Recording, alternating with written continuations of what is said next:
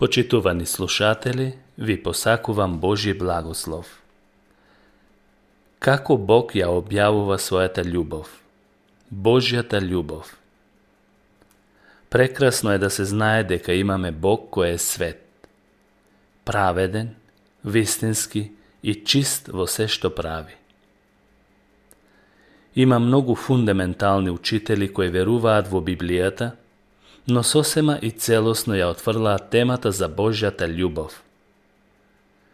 Тоа е заради тоа што има премногу либерални свештеници кои не зборуваат за ништо друго освен за љубовта.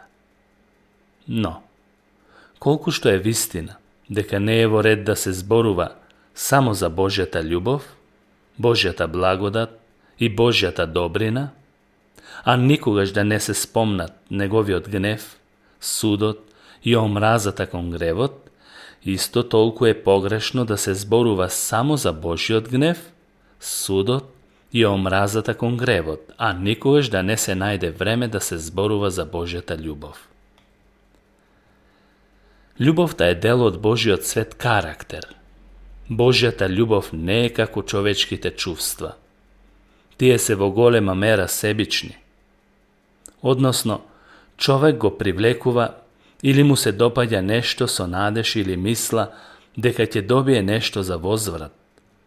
Човечката љубов е во голема мера себична. А пак Божјата љубов е сосема несебична. Бог не добива ништо од својата љубов кон човекот.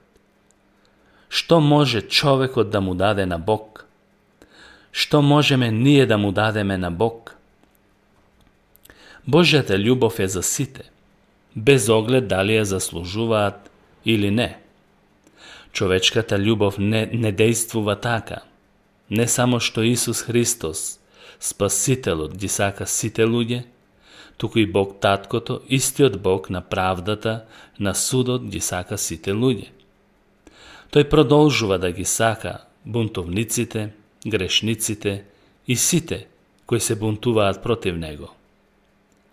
Спасувајќи ги со својата љубов, тој сака сите да ги види среќни, радосни и благословени. Тој прави се што една семокна љубов може да направи за да ги спаси. Библијата вели, а кој не љуби, не го познава Бог, зашто Бог е љубов. Самата суштина на Божиот карактер, суштината, најдлабоката реалност на Божјата личност е љубовта. Бог ги сака сите луѓе, дури и неговите непријатели примаат од неговата љубов. Во Евангелието според Јован, 3 глава, 16 стих, читаме: зашто Бог толку го возлюби светот. Не е ли ово истиот тој свет што е грешен, зол и на погрешен пат? Не е ли тоа истиот свет кој го отврли Бог, се побуни против Него, си тргна по својот пат, а Библијата вели, зашто Бог толку го возлюби светот што го даде. Ова е вистинска реална љубов, давање. А што тој даде? Го даде својот единороден син, го даде најголемот од сите свој богатства, својот единороден мил син. Зошто тоа го направи? Та секој кој верува во Него да не загине, туку да има вечен живот. Тоа е љубов, зашто Бог е љубов. И Бог од љубов кон грешниците им го понуди најскапоценото што го имаше и го даде. За секој кој едноставно ќе го прими неговиот син, ќе добие дар вечен живот.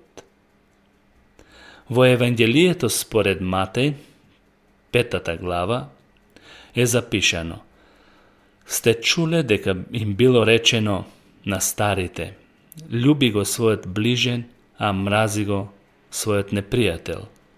А јас пак ви велам: љубете ги своите непријатели и молете се за оние што ве прогонуваат, за да бидете синови на вашиот Татко кој е на небесата.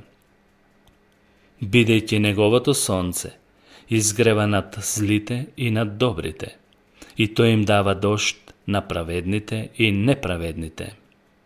А потоа во 48 стих од истото Евангелие според Матеј се вели: така бидете совршени, како што е совршен вашиот небесен татко. Божјата совршена љубов е подадена кон сите луѓе, без оглед на тоа дали се зли, добри, праведни или неправедни. Исус ни рече да не бидеме како луѓето кои ги сакаат само тие кои нив ги сакаат, а ги мразат сите кои нив ги мразат. Наместо тоа, треба да бидеме како небесниот татко и да ги сакаме дури нашите непријатели. Треба да ги сакате и тие што ве мразат. Тоа е Божјата прекрасна љубов. Во пророкот Езекијел 33 глава 11 стих читаме: кажи им, жив сум јас, вели Господ Бог. Јас не ја сакам смртта на грешникот, туку грешникот да се одврати од својот пат и да остане жив. Вратете се од вашите зли патишта, зошто да умрете, вие доме Израелев. Сега, за човекот е природно да најде одредено задоволство во смртта на најомразениот непријател. Не велам дека ова е правило, велам само дека е природно, така да се однесуваат луѓето. Секако дека е разбирливо, човек да најде доза на среќа во смртта на својот најголем непријател. Но, Бог вели дека не наоѓа задоволство во таква смрт. Семоќниот Бог воопшто не наоѓа задоволство во смртта на грешникот, иако е тој непријател негов. Наместо тоа, Бог е задоволен кога грешникот се одвраќа од својот зол пат и живее. Тој е нашиот Бог, зашто Бог е љубов. Како прво, Бог ја објавува својата љубов со дарување привремени благослови. Привремени значи нешто што нема да трае вечно. Бог испраќа дожд на сите луѓе, вели Библијата, на праведни и неправедни. А пак апостол Јаков во првата глава 17 стих вели: секое добиено добро и секој совршен дар доаѓаат од озгора и слегнуваат од таткото на светлината, кај кого нема промена, ниту трага од промена. Многумина го минуваат животот, верувајќи дека се Божи деца и дека се подготвени да го сретнат Бог, само заради тоа што биле благословени и успеале во животот. Но, за жал, нема да биде така. Библијата вели дека Бог не те благословува само затоа што си добар. Може би си зол. Бог не те благословува затоа што си праведен. Може би си неправеден. Бог те благословува затоа што тој е добар Бог, кој им ја објавува својата љубов, дури на оние кои не го љубат Него. И немој да мислиш дека тоа што Бог е толку добар со тебе, значи дека и ти си добар. Не. Таква е Божјата добрина која води до покаяние. Кога човек ќе свати дека Бог е толку добар, што благословува и некого кој тоа не го заслужува, верувај, тоа сознание ќе го доведе до покаяние. Како второ, Бог ја објавува својата љубов преку својата долготрпеливост и милост. Таков пример е Божјото однесување кон евреите низ вековите, иако тие повторно и повторно го отврлаа. Таа љубов можеме да ја видиме и во животите на многумина кои пцујат, презираат, се подсмеваат и го отврлаат Господ Исус Христос.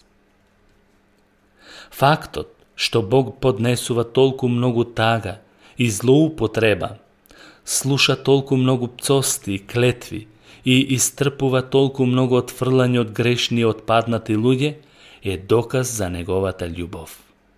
Библијата вели: Господ не го забавува своето ветување, како што некои мислат за тоа бавење, туку е трпелив спрема вас, зашто не сака никој да загине, туку сите да дојдат до покаяние. Зошто Бог не ги уништува грешниците? Не заради тоа што неговиот суд не бара такво нешто, не заради тоа што не ветил дека така ќе направи, не заради тоа што тој не си стои на зборот, но се заради Божјото долго трпение. Тој не сака да бидеш загубен, проколнат за во пеколот.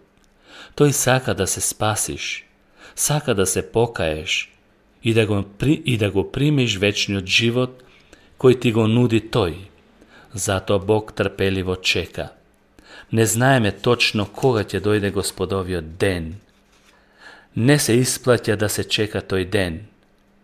Вистински лудо се да се одлагаат покаянието и спасението. Но, колку е прекрасно да се знае дека барем до овој миг Бог го одложил својот суд заради неговата голема љубов. Во Исаија пророкот се вели: нечестниот нека го остави својот пат и беззаконикот своите мисли и нека се обрати кон Господ нашиот Бог и тој ќе го помилува, зашто е многу милостив.